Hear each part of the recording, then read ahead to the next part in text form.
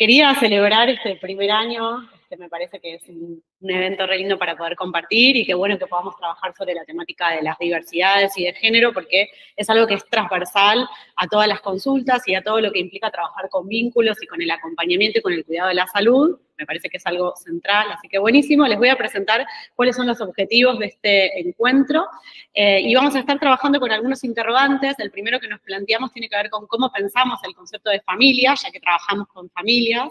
Y el otro interrogante con el que vamos a estar trabajando es cuál es la relación entre nuestros cuerpos y la identidad de género. Bien. Para empezar, voy a hacer algunas preguntas donde la idea es que ustedes puedan responder por el chat. Primero que piensen alguna imagen que para ustedes representa la idea de familia. ¿Qué imágenes se les viene? ¿Les aparece una foto? ¿Les aparece qué personas integran esa familia? Por acá también las personas que están presentes, si pueden ir haciendo este ejercicio de imaginar. Luego, ¿quién o quiénes de esas personas se encargan del sueño, de acompañar el sueño de las infancias? ¿Quiénes se encargan? ¿Me pueden contar ahí un poquito por el chat o acá? ¿Quiénes son las personas que para ustedes habitualmente se encargan en las familias de acompañar el sueño? Las mamás, bien, acá dicen las mamás. Las mamás. ¿Por acá qué dicen? ¿Hay coincidencia? Papá también. Bien. ¿Qué más? Bien, acá dicen, es algo que aparece mucho en las consultas, cómo incluir al papá, porque muchas veces los papás están presentes y son parte del acompañamiento del sueño o son parte del sostén a esas mamás que después acompañan el sueño y por ende tienen un papel central, pero además también hay familias que tienen una sola mamá, que tienen dos mamás, que tienen una abuela presente que se encarga del sueño, que tienen una persona cuidadora que se tiene que encargar del sueño y que no es mamá, ¿no? Y hay un montón de diversidades y de posibilidades de imaginar la familia y un poco la idea de este encuentro es poder ampliar ese imaginario de con quiénes vamos a interactuar, con quiénes vamos a compartir esta consulta sobre el sueño y cuál es el rol que tiene la familia en el acompañamiento de las infancias. Entonces, bueno, la idea es abrir un poco el panorama sobre quiénes son las personas que se encargan del sueño y cuáles son estos imaginarios que tiene la sociedad en torno a lo que implica una familia. Entonces, bueno, la idea es revisar un poco cuáles son los prejuicios o los supuestos que solemos tener antes de encontrarnos con una familia para hacer una ¿no? Sí. Entonces, la idea es abrir un poco ese panorama. Y ustedes, cuando van a una consulta de sueño, ¿con quiénes se imaginan que se van a encontrar? ¿Cómo es esa familia con la que se suelen encontrar? ¿Suele estar solo las mamás? O sea, ¿con quién suelen interactuar en esa consulta de sueño? ¿Quieren compartir un poco? O si todavía no son consultores o consultoras, ¿con quién se imaginan que se van a encontrar? En mi caso, soy inmediata de consultores y en mi caso, por lo general, siempre vienen acompañadas de mamá y los papás. Ok. Así que eso es algo que está bueno porque uno en su imaginario no piensa que siempre son las mamás como las encargadas. Y muchas veces la consulta surge también a través del papá por cómo ayudar también a esa mamá y a ese niño, ¿no? a mejorar, digamos, del sueño en el caso de esta familia. Así que por suerte estamos bien. Yo particularmente estoy viendo eso con las consultas que vienen las mamás siempre acompañando de los papás. Bien, entonces la presencia fuerte de los padres en la crianza es algo que se está transformando, depende del contexto y el territorio, pero a priori podríamos decir acá, desde la experiencia de la colega pediatra, que los padres tienen un lugar importante ¿no? en la cuestión del sueño.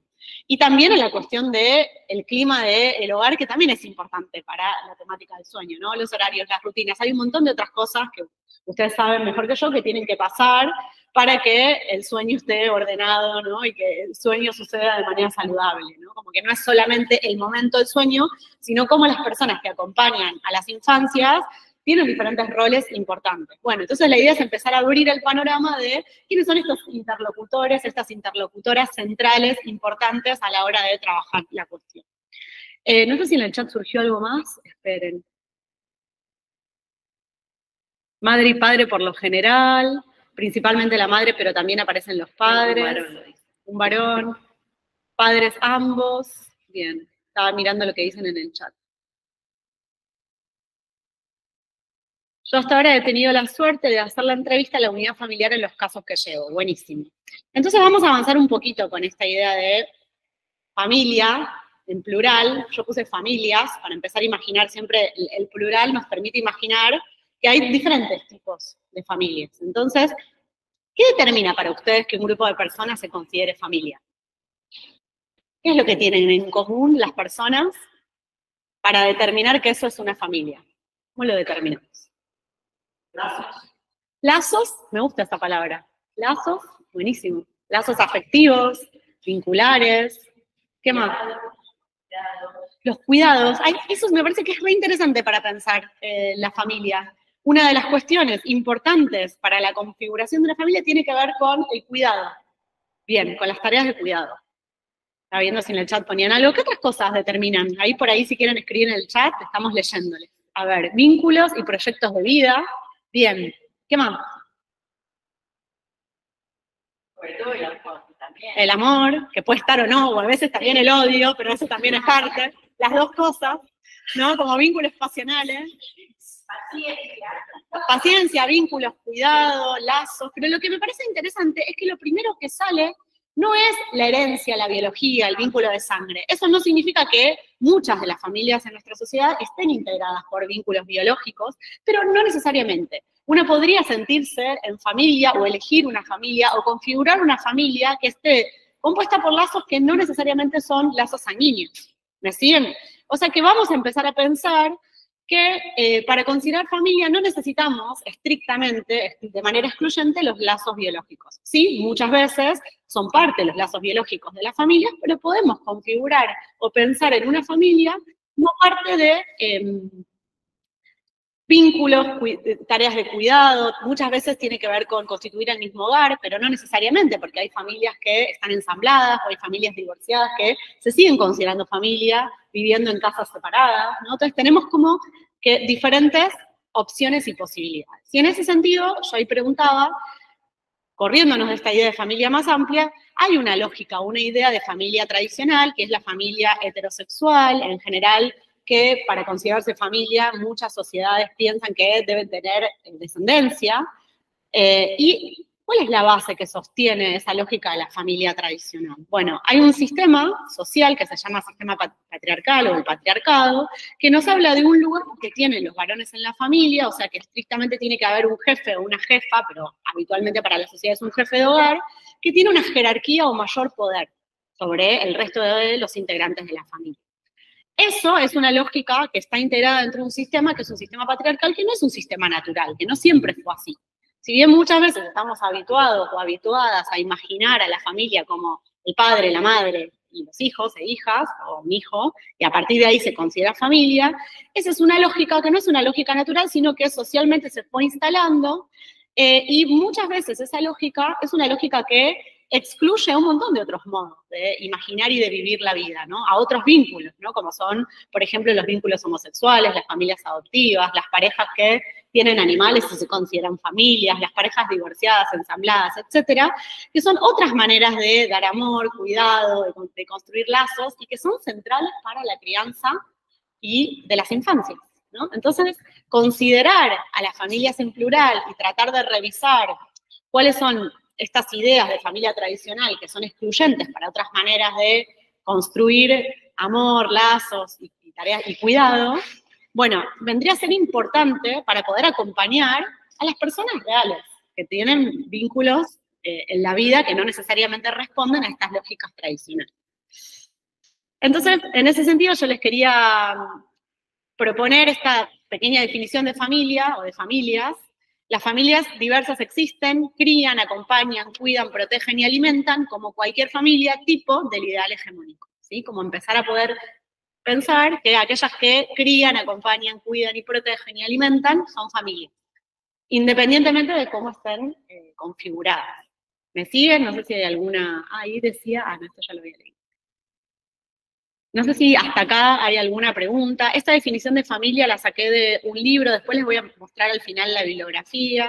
Hay mucha bibliografía en educación sexual integral para poder pensar la cuestión de de las familias, que también se está trabajando en este momento mucho desde la currícula oficial en todas las escuelas de Argentina y de otros países en torno a las diferentes legislaciones. Por esta idea de familia, es una idea que se trabaja también desde la perspectiva educativa, no solamente también en psicología, desde otros campos teóricos. Bueno, no sé si hay alguna pregunta hasta acá o algo que quieran decir. O seguimos, ¿vamos bien? Dame una retroalimentación para acá, ¿vamos bien? ¿Sí? Bueno, genial. A ver, igual miro el chat. Yo estoy mirando siempre el chat, así que cualquier cosa que... Bien, ahí me hacen los punitos. Muchas gracias. Que a veces la virtualidad tiene eso.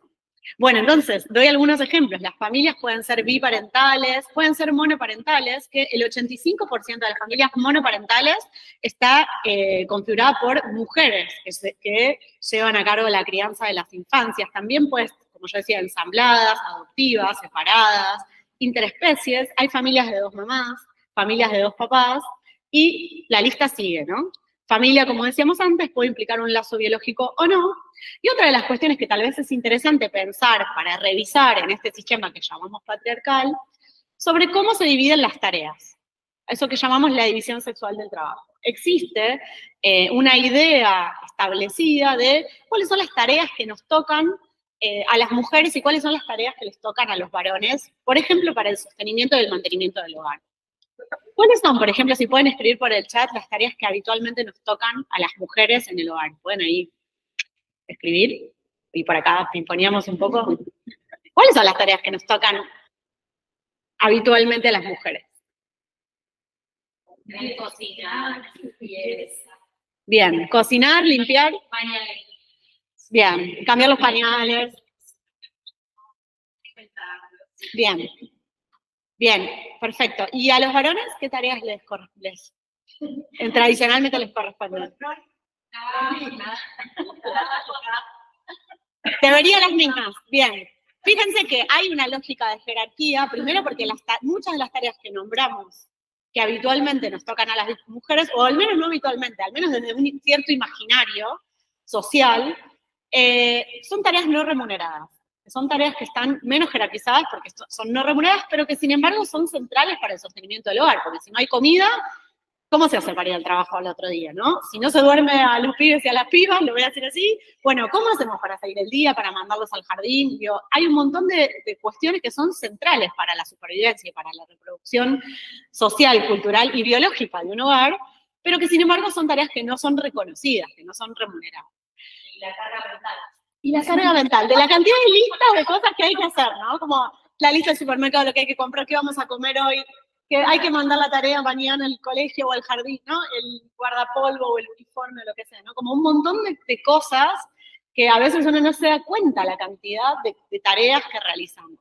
Y tal vez me parece interesante recuperar esto porque esta idea de la división sexual del trabajo, de cómo está dividido el trabajo, no significa que las cosas realmente sean y que los varones no estén involucrados en las tareas del hogar o que las mujeres no trabajemos, pero que sin embargo hay algo de esos estereotipos, de esos prejuicios, de esas maneras en las que las mujeres nos ubicamos para poder ubicarnos en el lugar de mujeres, que se siguen reproduciendo en la actualidad. Tal vez de manera más sutil, tal vez de manera más solapada, tal vez en menor cantidad, menor proporción, pero sin embargo lo que dicen las investigaciones hoy es que sobre la cantidad de horas totales para la reproducción del hogar, la cantidad de tareas que hacemos las mujeres es mucho mayor que la que hacen los varones, ¿no? Entonces sigue sucediendo en algún punto que nos seguimos ocupando más, ¿no? Y al mismo tiempo sí, muchas salimos a trabajar y por ende eso se llama doble intensificación de la tarea, porque muchas veces tenemos que maternar, cuidar y al mismo tiempo trabajar y hacernos cargo de un montón de cuestiones del hogar.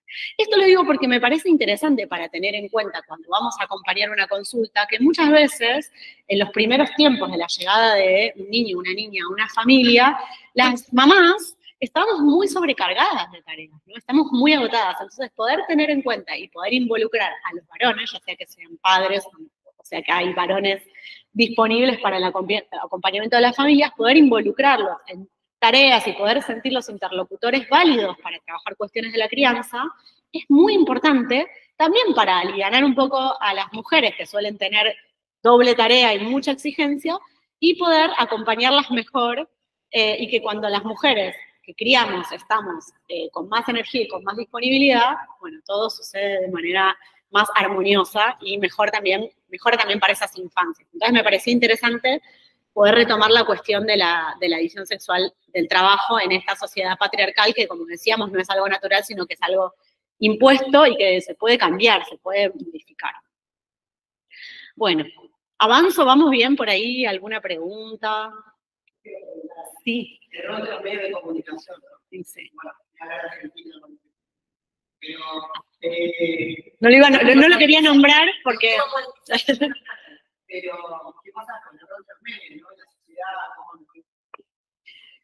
Sí, bueno, digamos que primero estamos estamos en una época bastante particular, donde hay una vuelta a tratar de deslegitimar algunas cuestiones que yo creo que eran campo bastante ganado, ¿no?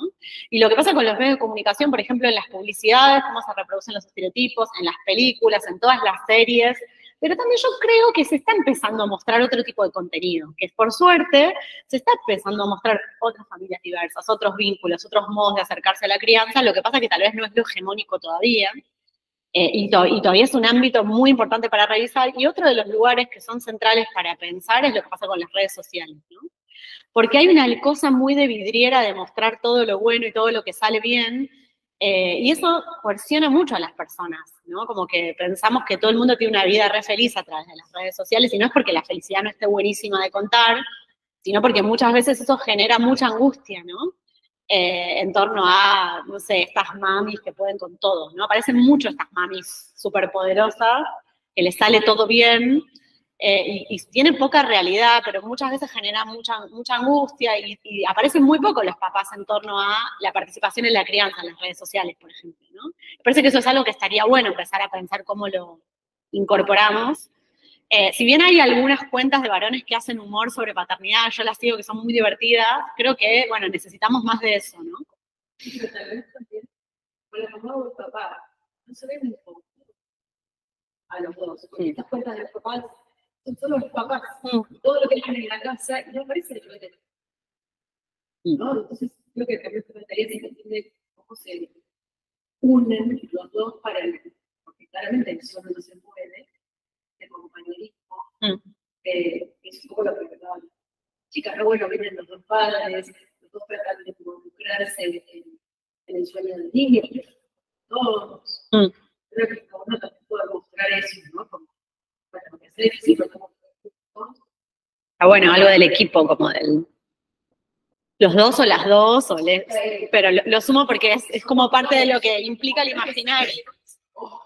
O tres, bueno, yo siempre le digo a mi compañero, ojalá fuéramos 3 adultos y adultas disponibles todo el tiempo, porque a veces me falta uno, me falta una persona, ¿no? Bueno, bien. O a veces sí. Es un rol importante. Totalmente. Bueno, y ahí quería sumar la cuestión, aparece la cuestión del cuerpo, vamos a ir entrando un poquito en la cuestión, venimos viendo que... Sí, no estaba viendo que decía que no bien. se escuchaba bien lo que ¿No escucha bien las preguntas que hace la audiencia? Podemos retomar. Bueno, puedo ir yo como contando. Claro. Bien.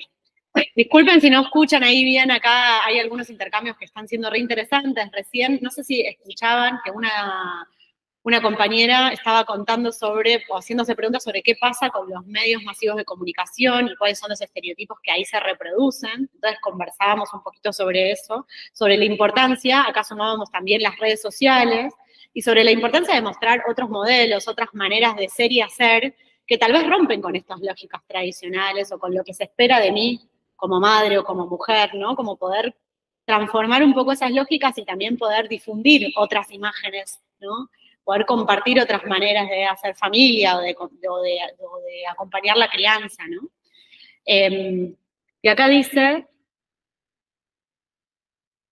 en el lugar soy yo sola. Bueno, claro, muchas veces hay familias donde hay una única mamá ocupándose de todas las tareas, y eso también es importante, que bueno, muchas veces es mucho más complejo poder criar sola. Me gustaría imaginar que ese soy mamá sola también está acompañada de alguna otra red, siempre es necesario, ojalá que sea el caso, y si no, está bueno pensar la necesidad de redes de acompañamiento, porque es muy difícil criar en soledad.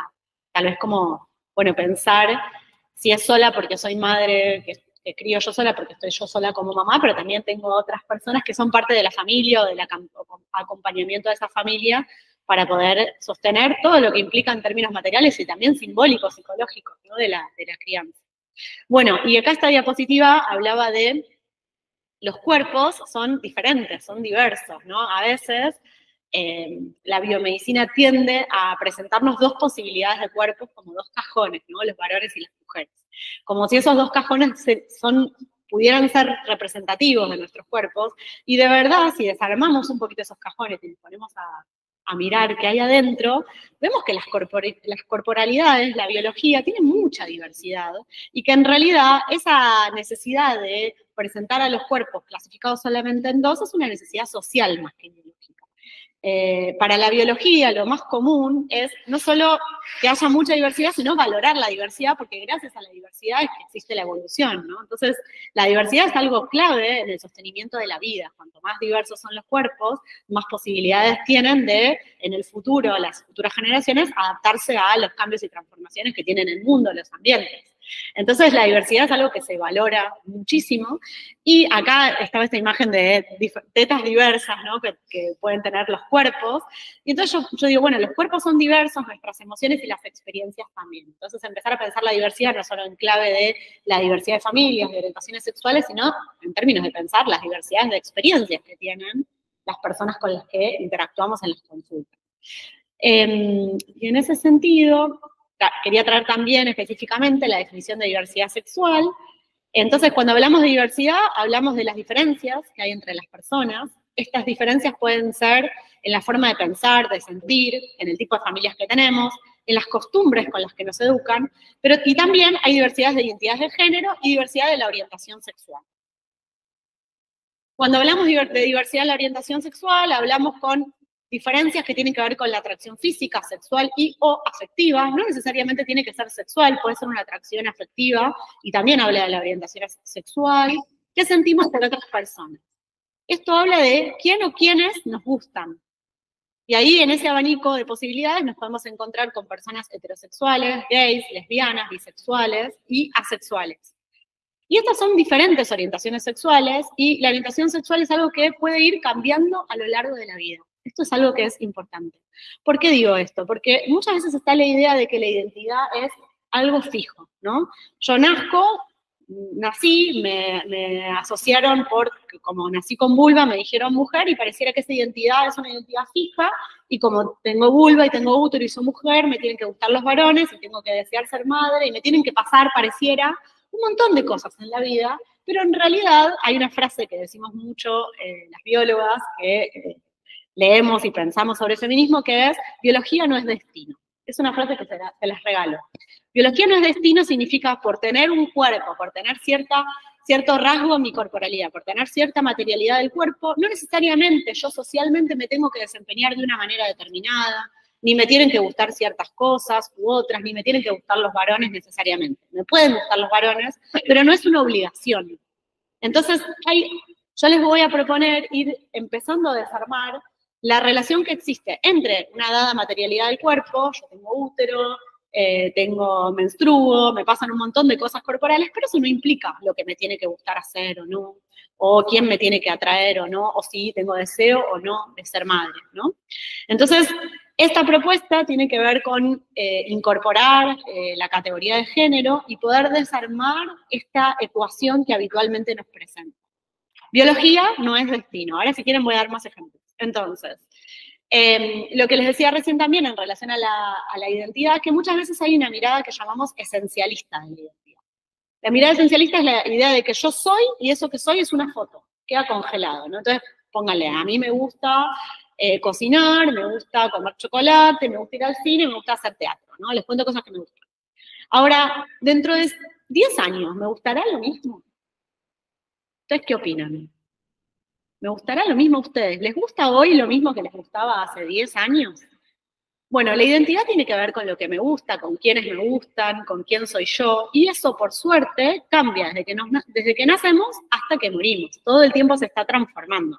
Entonces, vamos a hablar de intentar transformar esa idea esencial de la identidad y pensar que la identidad puede cambiar Y como la orientación sexual tiene que ver con la identidad, también puede cambiar. Hoy me puede gustar los varones y otro día me puede pasar otra cosa. Así que la orientación sexual no es una característica fija de las personas, sino que es algo que se va transformando en la vida.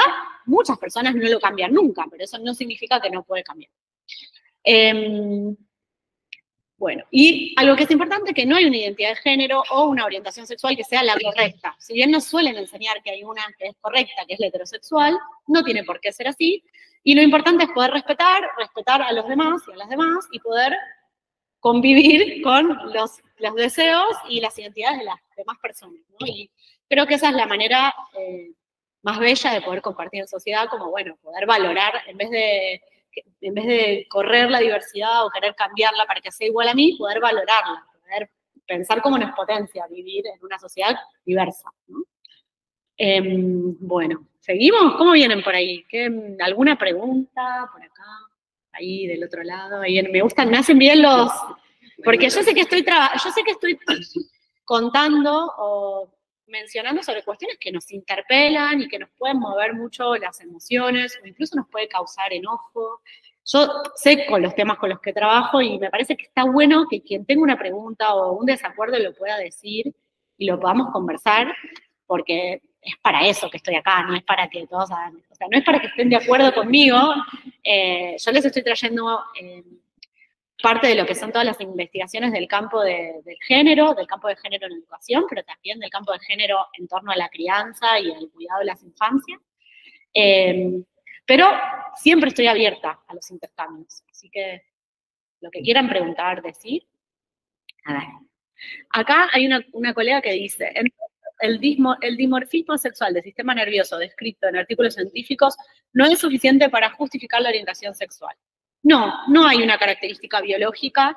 Existen, por supuesto, existen un montón de biologías diversas y existen también desde el punto de vista genético, desde el punto de vista genotípico y desde el punto de vista fenotípico, diversidad en los cuerpos. Algunas son dimorfismos, también puede haber trisomías cromosómicas, por ejemplo, entonces puede haber personas intersexuales que tengan pene y vulva al mismo tiempo, o que tengan vulva y testículos, o que tengan útero y tengan pene. Hay un montón de diversidad, más o menos la cantidad de intersexualidades más en un 0,2% de la población. Eso es algo que existe, pero eso no define la orientación sexual, porque la orientación sexual tiene que ver con qué me gusta y qué no, y no hay nada ni hormonal, no hay nada ni únicamente hormonal que pueda definir la orientación sexual. Que las hormonas interfieran o tengan que ver, las hormonas o cuestiones que tengan que ver con el desarrollo neurológico de las personas, tengan que ver con la sexualidad, sí, por supuesto, pero la sexualidad es algo que incluye eso, pero que tiene otras dimensiones sociales, culturales, que no las podemos dejar afuera. Entonces, en general, cuando hablamos de orientación sexual, hablamos de cómo las personas se identifican y qué les gusta a las personas. Y eso muchas veces tiene que ver e incluye cuestiones hormonales y biológicas, pero no es únicamente eso. No sé si ahí contesté, Mónica, tu pregunta, si te sirvió la respuesta. Cualquier cosa me volvés a preguntar y acá estoy. Bueno, avanzo un cachito. Bueno, quería después trabajar sobre cuestiones de identidad, porque muchas veces se usa las personas cis o las personas trans. ¿Ya van a hablar de las personas trans? Sí, hay un montón de personas trans. Yo tengo una colega trans que, por ejemplo, entonces decimos cis cuando la identidad de género coincide con el sexo que fue asignado al nacer. Cuando la persona se identifica con ese sexo que fue asignado al nacer, esa persona se le dice cis. Y se le dice persona trans a la persona que no coincide con el sexo que le fue asignado al nacer, ¿sí? Entonces, por supuesto, como decía antes, la identidad de género es una cuestión identitaria y la identidad es mucho más que la biología, es mucho más que la materialidad del cuerpo. Y una persona puede tener útero, puede tener vulva y puede ser varón.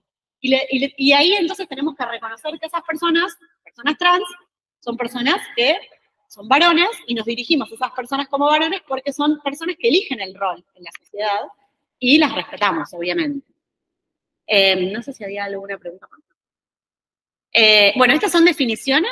Esa bandera que ven ahí es la bandera de la identidad trans, que es una bandera reivindicativa que tiene que ver justamente con poder compartir, con que todo el mundo pueda conocer, con que podamos, obviamente, bueno, esto, como conocer y difundir, porque cada vez hay más personas trans, y eso de cada vez hay más tiene que ver con que la sociedad está pudiendo aceptarlas. No es que antes no existían, sino que las personas antes no podían ser quienes eran, porque la sociedad las discriminaba, las excluía, y hoy en día, por suerte, cada vez más aceptamos, acompañamos a personas trans, que también puede haber niños y niñas trans, no solo adultos y adultas. Eso es algo importante. ¿Sí? Avanzo un poquito. Bueno. Entonces, bueno, quería darle una vuelta a esta idea de cómo se relaciona la presencia o ausencia de útero con la posibilidad de maternar o paternar, también para retomar la idea de que muchas personas maternan y paternan sin tener útero porque pueden adoptar, y también hay mamás no gestantes. Esto es algo re importante nombrar, que hasta acá no habíamos nombrado. Hay parejas de dos mamás que consiguen por fertilización asistida, y hay una mamá que gesta y otra que no gesta, pero no por eso deja de ser mamá. No por no haber llevado a su bebé en el útero, esa es una mamá. Entonces es importante que nos podamos dirigir a esa persona también como mamá. Entonces hay niños, niñas que tienen dos mamás, y es una posibilidad de las familias con las que podemos encontrar para acompañar el sueño. Bien, eso. Bueno, no sé si tienen alguna pregunta por ahí. Yo hablo bastante rápido, así que podemos ir para atrás. Soy muy consciente. Acá hay una pregunta, a ver. ¿Qué tipo de ambiente social facilitaría que un niño o niña devenga cis o trans?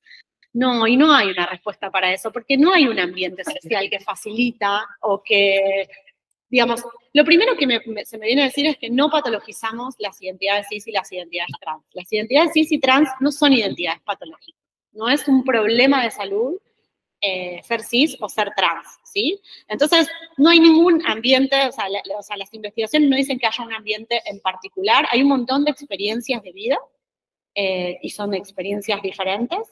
Y, en todo caso, sí es interesante por ahí pensar cuál es el ambiente que necesitamos para poder acompañar a una persona trans en una sociedad que suele discriminar a las personas trans, que las suele excluir. Las personas trans muchas veces tienen más dificultad para encontrar trabajo, también tal vez para encontrar pareja. Entonces es importante, o sea, todo lo contrario diría yo, en una sociedad donde todo el tiempo, todas las historias que se cuentan son historias de parejas heterosexuales, donde todas las historias de familias que se cuentan son familias que son heterosexuales. Imagínense, todo lo contrario, yo creo que el ambiente actual no fomenta lo trans, porque todo el tiempo, digamos, lo mainstream, lo que debe ser la familia tipo, o lo que se cuenta en la escuela, o lo que se ve en las películas, pocas veces representa las identidades trans. Sí. Porque los adolescentes, Mira, a mí me parece re interesante eso. Primero, en la adolescencia o incluso en la infancia, todos y todas ensayamos identidades y probamos, nos disfrazamos, jugamos. Eso es lo más saludable del mundo, ahí leo, pero no es contagiosa la identidad. No hay nada que los demás, digo, muchas veces, porque si no también con este criterio, lo que muchas familias adoptantes de dos papás, por ejemplo, podría decir, pero si son dos papás, entonces el hijo o la hija va a ser homosexual. Para nada, lo que demuestran las investigaciones es que eso, primero, eso no pasa. Segundo, no hay nada que un padre o una madre, imagínense si nosotros tuviéramos el poder de que nuestros hijos sean tal cual como somos nosotros y nosotras. Eso no sucede, tampoco pasa en la escuela. Muchas dudas que tienen los papás y las mamás en las escuelas cuando trabajamos con la educación sexual es, pero ¿cómo? Si le hablan de iniciación sexual o de usar el preservativo, de la anticoncepción, entonces van a querer tener relaciones sexuales. No, la información nos permite elegir. La información nos permite decidir. Eso seguro. Pero no es que porque yo te dé una información vos vas a hacer lo que yo te digo que soy o que tenés que ser. Porque de hecho muchas familias heterosexuales y tradicionales tienen hijos homosexuales o hijas lesbianas que hacen otros caminos de vida. O sea, no porque eso de que el ambiente va a propiciar o a contagiar o a marcar un camino, la verdad que no hay ningún tipo de evidencia ni científica que dé cuenta de eso. Eso es lo que yo les puedo aportar. Sí, esperen que hay, dale, una pregunta. Pienso en las identidades interesadas, ¿no? Esos chicos y chicas del pasado que vivían sin poder decir quiénes eran. Entonces me parece que estos ambientes favorecen que sea natural identificarse con el científico, sentirse como se sienten y poder expresarlo sin que eso cause algún problema, ¿no? O sea, como poder visibilizarse a sí misma gracias a esa escuela. Entonces, yo soy del otro lado, ¿no? Los ambientes que favorecen... Bien, hacia ahí quería.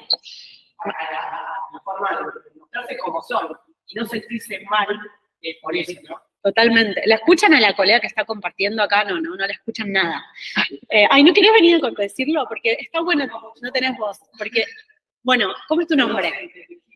Virginia, que es docente, que está acá compartiendo, está diciendo que, bueno, que justamente a ella le parece interesante que existan ambientes que puedan habilitar a que cada uno, cada una pueda ser quien es, porque justamente si uno no puede asumir su identidad en el lugar donde comparte, eso es lo que genera patología. Si yo no puedo ser quien soy ante mi mamá, ante mi papá, o en la escuela, o en el club del barrio, entonces eso es lo que va a generar patología porque yo tengo escondido mi aspecto mío, ¿no? Como los ambientes saludables son aquellos donde yo me puedo desenvolver, desempeñar como quien soy. E incluso poder probar quién soy, ensayar quién soy sin ser juzgada, ¿no? Digo, cuando yo era chica, en mi casa, voy a contar una anécdota muy simple, pero a mí, mi viejo era muy futbolero y yo me la pasaba jugando al fútbol. Y cuando iba al jardín y pateaba la pelota, me miraban raro. En la época, ¿no? Yo casi tengo 40, esto estoy hablando hace 35 años. Jugar al fútbol en el jardín, que una nena juega al fútbol, era una cosa rara. Y entonces todos me miraban mal y yo no entendía qué pasaba. No entendía por qué, si yo me metía en el partidito de fútbol, eso tenía una mirada, tenía una retroalimentación negativa, y para mí eso tenía que ver con la cotidianidad de mi familia, digamos, era algo muy común, yo no tenía idea que el fútbol era de varones, ¿no? En esa época, esperemos que cada vez menos, pero todavía hay ese sesgo, no es que no existe. Entonces, digo, así como digo que tenemos que poder incorporar e incluir y hacer parte de nuestra comunidad a personas con diversidades sexuales, con identidades sexuales diversas, también con los diferentes gustos y placeres, porque justamente una sociedad que puede incluir, incorporar personas con identidades, digo otras, me parece horrible decir otras, porque no son otras, no es que la heterosexual es la identidad y las demás son otras, son todas identidades diversas. La heterosexualidad también es parte de ese abanico multicolor de posibilidades en las que podemos habitar el mundo, digamos, o los vínculos. Entonces es súper importante también poder alojar diferentes gustos y placeres que a veces no tienen que ver con la identidad tradicional de lo que se espera de mí como mujer, ¿no? Como varón. Y eso, bueno, poder incluirlo, sigo con esta diapositiva. Ahora vuelvo a esta diapositiva, pero primero quiero, ya que veníamos trabajando en esto, quería preguntarles qué transformaciones imaginan en la consulta profesional que ustedes realizan, o que todavía no realizan, pero van a realizar en el futuro tal vez. ¿Cómo imaginan si hay alguna cosa que se transforma teniendo en cuenta esto que estoy trabajando de la diversidad o de las diversidades? Ahora leo igual lo que vi que habíamos comentarios en el chat. Acá entendí mal entonces. Creí que decías que el ambiente era otro factor, no solo la biología. Claro, o sea, cuando decía que, acá Mónica dice que yo decía que el ambiente era otro factor. Bueno, la sexualidad, la identidad es multidimensional, ¿no? Está incorporada, incluida en los diferentes ambientes, pero no es que exista un ambiente que genere una identidad en particular u otro ambiente. Cuando hablo del ambiente, también hablo de la cultura, del ambiente social, como del ambiente en términos amplios. Y acá Leonora dice, son devenires subjetivos, tal cual. Bueno, ¿y qué transformaciones se imaginan, o cada uno, cada una en su interactuar cotidiano? Si hay algo de esto que conversamos acá que les dé alguna idea para cambiar o para transformar una práctica. A mí se me ocurre algo que es algo muy chiquito, no está bien igual que se vamos a que así somos dos. Bueno, es algo muy chiquito, pero me parece que tiene mucho que ver con esto, ¿no? Que nosotros como consultores mandamos un formulario a las familias, por ahí sí tenemos la consulta presencial, les preguntas obviamente para conocer la dinámica de la familia, y tenemos esta pregunta de, por ejemplo, ¿no? Nombre de los padres.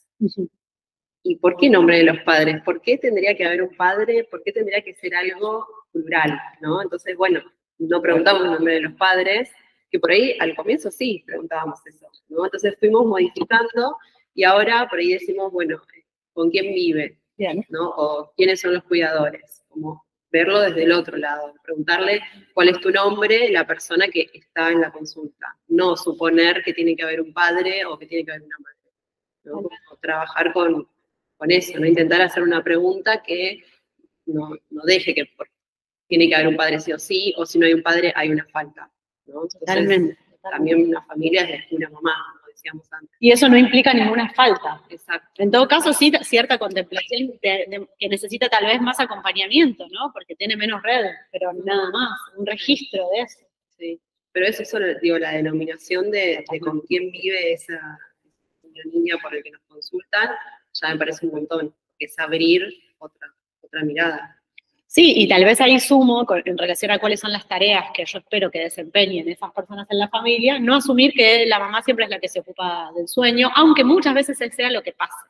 Aunque eso sea lo corriente, porque es con lo que más nos vamos a encontrar, no necesariamente es así, o tal vez la madre trabaja a la noche, o trabaja en el horario de la fiesta, no sé cómo, bueno, poder preguntar antes de suponer, dar la posibilidad también de cambiar, si siempre se ocupa la mamá, ver si podemos acompañar también esto que hablábamos del involucramiento de los varones y de las masculinidades en las familias y en las tareas de crianza, que eso es muy saludable, porque muchas veces los varones quedan afuera de las tareas de crianza, no porque quieran, sino porque, ¿tenemos bien de tiempo? Bien, perfecto. No porque quieran, sino porque muchas veces tampoco se imaginan cumpliendo esos roles, ¿no? Entonces, como, bueno, ¿cuáles son los mundos posibles? Creo que hay una invitación a pensar que hay otros mundos que son posibles, y eso es algo bello, ¿no? Como, siempre pienso que cuanto más mundos no sean posibles, mejor podemos elegir y podemos ser quienes somos y podemos también cambiar, ¿no? Quería mostrarles esta diapositiva, no, perdonen, esta todavía no.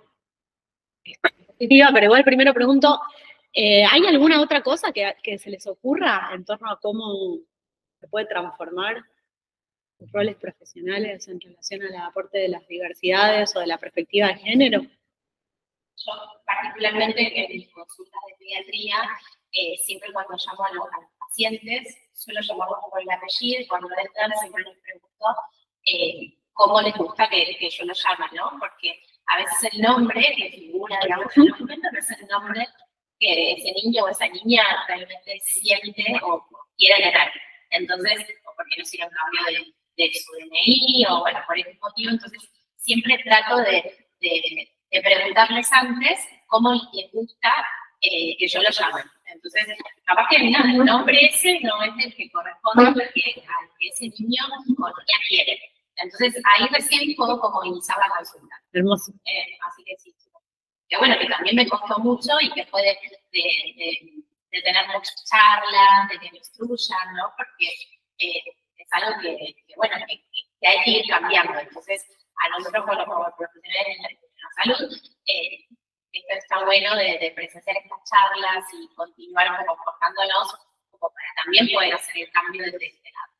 Está buenísimo. No sé si les cuento un poquito porque no se escucha ahí. Una colega, ¿cómo es tu nombre? Agustina. Agustina, que es pediatra, está diciendo que ella en las consultas llama por el apellido y cuando ingresan al consultorio les pregunta cómo quieren que lo llame a las infancias, ¿no? Entonces, las personas, a mí me parece algo re interesante que no solo estás alojando la diversidad en términos de la orientación sexual o de la identidad, sino también de la identidad en un sentido amplio, ¿no? Esto, ¿cómo quiero ser llamada? Porque, no sé, yo lo veo con mi hija, que cuando era más bebé le gustaba una manera de decir, y ahora tiene otra. Y que una pediatra pueda alojar esa forma en que ella es, o que cualquier persona es parte de, bueno, poder hacerla sentir cómoda en un espacio que muchas veces para los niños es difícil de atravesar, ¿no?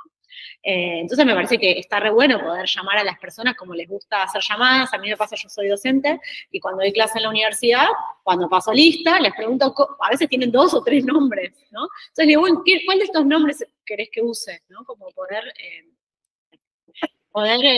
tener en cuenta a los otros y a las otras, ¿no? Hay algo de esa apertura que me parece que además después tiene un factor que potencia mucho después la consulta, cualquiera sea la consulta que sea, ¿no? Porque si yo tengo en cuenta al otro, seguro que lo que yo tengo para decirle o para aportarle lo va a recibir mucho mejor que si yo estoy pasando por encima o no lo estoy teniendo en cuenta. En el fondo lo que quiero es que la intervención que yo tenga para hacer como profesional, bueno, llegue de la mejor manera posible. Y qué mejor que poder contemplar a las otras personas y que se sientan en un clima, en un espacio cálido y cómodo para poder expresarse, decir lo que les pasa y poder escucharme, ¿no? Entonces, la perspectiva de la diversidad y la perspectiva de género es súper potente para todo lo que es. En ese caso, también pasa que no nos damos cuenta de que van a hacer infancia se disfraza de lo toman, porque es algo ya establecido. Y en realidad hay todo un recorrido que hay que hacer para eso se está bueno,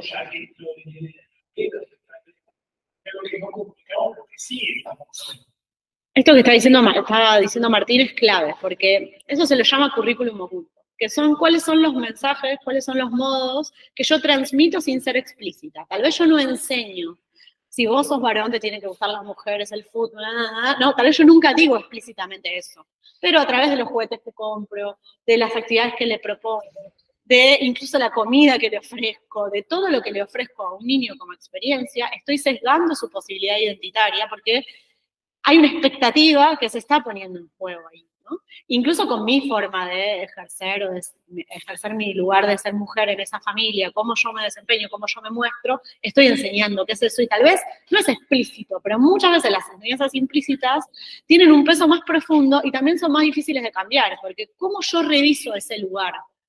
Necesito hacer un trabajo reflexivo para no seguir reproduciendo esa lógica, porque yo también lo aprendí de manera oculta, ¿no? A cuál es mi rol como varón o como padre incluso, ¿no? Como me imagino eso, que a muchos papás les pasa que no tuvieron papás activos en la crianza. Y tal vez tienen deseo de ocupar otros lugares en la crianza y de estar presentes o cerca, o de cambiar pañales o de dormir a los bebés o niños pequeños. Y sin embargo, tal vez no se imaginan en ese lugar porque tampoco lo vivieron en sus propias crianzas, ¿no? Entonces, bueno, poder imaginar otros lugares para los papás, para las mamás, no sé, mamás que tengan otros intereses además de la crianza, que puedan nutrirlos y que tengan espacio para hacerlo. Y son todas cosas que son muy saludables no solo para esos mamás y papás, sino también para esos niños y niñas que están viviendo en otro contexto, ¿no? Con otras posibilidades. Y la mejor manera de enseñar, de alguna manera, es revisando esos presupuestos o esas formas que se nos juegan de manera más inconsciente, diría, oculta. En educación lo llamamos currículum oculto a eso. Algo personal que quería contar, mi nena tiene 3 años y empezó a tener cumpleaños este año, y hubo ya 3 cumpleaños de nenas que festejaron de Frozen. Sí. Entonces, el otro día le dije a mi nena que íbamos a ver la película de Frozen, y él me dijo, no, mamá, porque esa película es de nena.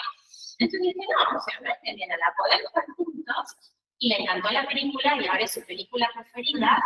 Y entonces eso, ¿no? Como decía Martín hace un rato, cómo nosotros transmitimos eso a los nenes. Porque, y ellos tan chiquititos, como captan eso de que esto es de nena y esto es de varón. Entonces es muy importante como nosotros nos dirigimos hacia ellos y les enseñamos y comunicamos, porque si no se viera como encasillado en eso, ¿no? Que esto es de nena y esto es de varón. Así que bueno, es un cambio que también nosotros tenemos que hacer. Sí, sí. Ahí Agustina estaba contando una experiencia en torno a su hijo, que en el jardín todos los cumpleaños de Frozen eran de nena y entonces no se imaginaba viendo esa película porque la asociaba con lo de nena. Entonces, como esta clasificación en 2 cajones se sigue repitiendo, ¿no? En los juguetes, en la ropa, en un montón de cuestiones de la construcción de la subjetividad. Y ahí la cuestión no es solamente, bueno, también poder hacerlo de nena, sino romper con esta clasificación, que no es una clasificación en sí, no es la única forma de clasificar a priori, pero pareciera que tiene como más jerarquía por sobre otros modos, ¿no? Entonces, bueno, ahí tengo un comentario, a ver. Dice, es un desafío encontrar la manera de preguntar, como dicen ahí, qué palabras usar para que nadie se sienta excluido. Me parece bien eso de preguntar, no me parece que la palabra cuidador o con quien vive reemplaza a los que cumplen la función de maternar, paternar, mapaternar. Bueno, sí, es verdad que es diferente en cuestión de roles. Igual ahí me quedé pensando con esto de que es difícil, que también nos podemos equivocar, y está bien, porque con esto que trae Martín, de que como tenemos muchas veces incorporado la lógica de que tal vez vamos a una casa y esperamos que haya mamá y papá y hay 2 mamás o hay 2 papás. Y nos puede pasar cierta incomodidad o que no sabemos qué hacer, y como algo de alojar eso hace muy bien, como de no pensar que desde el principio vamos a poder decir la palabra exacta, correcta, pero eso no importa. La cuestión es si me equivoqué, decir, ay, perdón, ¿no? Como, y reformular.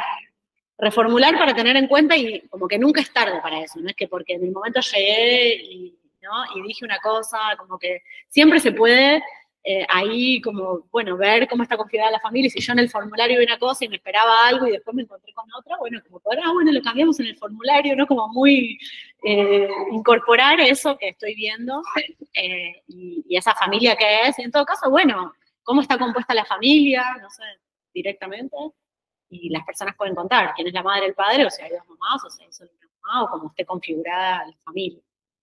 Y en esta diapositiva quería traerles, como para cerrar, que en este momento hay como todo un campo que es el campo de las masculinidades, que es un campo que está como muy en boga en este momento en las ciencias sociales, que es muy interesante porque justamente habla de cómo es necesario que revisemos un lugar muy normativo que hay para la masculinidad, que se va construyendo en términos de rituales de iniciación o de diversas maneras, que hay como únicas maneras de ser varón y que hay mucha presión social, sobre todo, bueno, en el momento de la pubertad y de la adolescencia, pero sigue existiendo después, posteriormente, y también existe con las infancias, que tiene que ver con cómo pertenecer al universo de los varones y con que si yo no pertenezco quedo excluido y genera un montón de conflictos, ¿no? Y el campo de las masculinidades lo que hace es proponer la revisión de este lugar normativo de la masculinidad y qué se espera de los varones, y yo ahí sumo qué se espera de los padres, volviendo a esta idea de la posibilidad de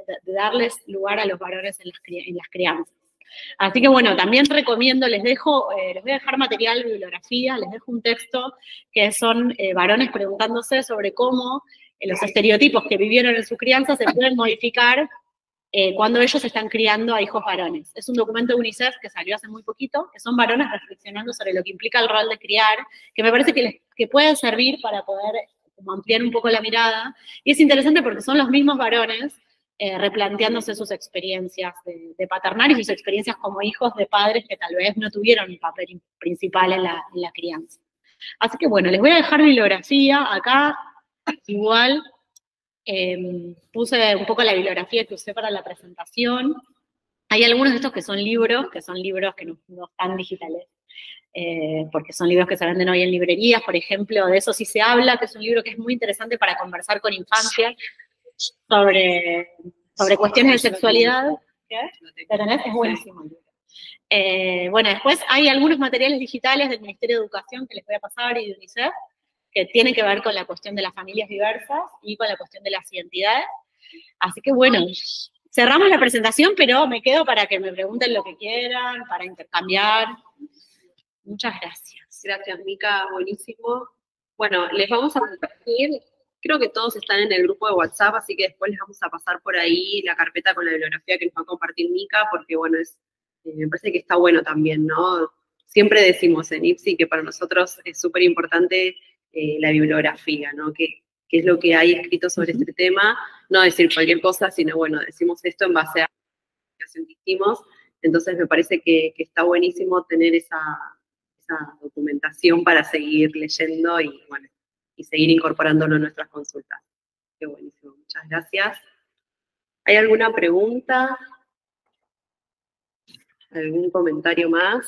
Lo que quieran. Ana dice, muchas gracias por la presentación, me tengo que desconectar. Gracias, Ana, por conectarte.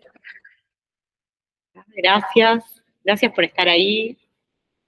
Un gusto. Bueno, para seguir pensando, igual va a quedar grabada, así que para seguir viendo y seguir incorporando de a poco, ¿no? Todos estos conocimientos que por ahí a veces es mucho, pero bueno, de a poquito vamos incorporándolo en nuestra práctica. Está bueno que sea en una comunidad para poder intercambiar preguntas. Eso siempre lo trabajo yo con profes, como bueno, no tengo que saber todo, pero si pasa algo y no sé cómo abordarlo, bueno, está buenísimo poder compartir. Sergio dice, muchas gracias por la presentación. Eleonora, súper interesante, es un tema que abre muchos intercambios. Silvana, excelente, muchas gracias. Sí, abre muchos intercambios y bueno, y da para seguir un montón. Gracias a ustedes por conectarse. No sé si acá los presentes, si quieren preguntar algo, comentario, pregunta. Bueno, muchas gracias por venir. Bueno, gracias.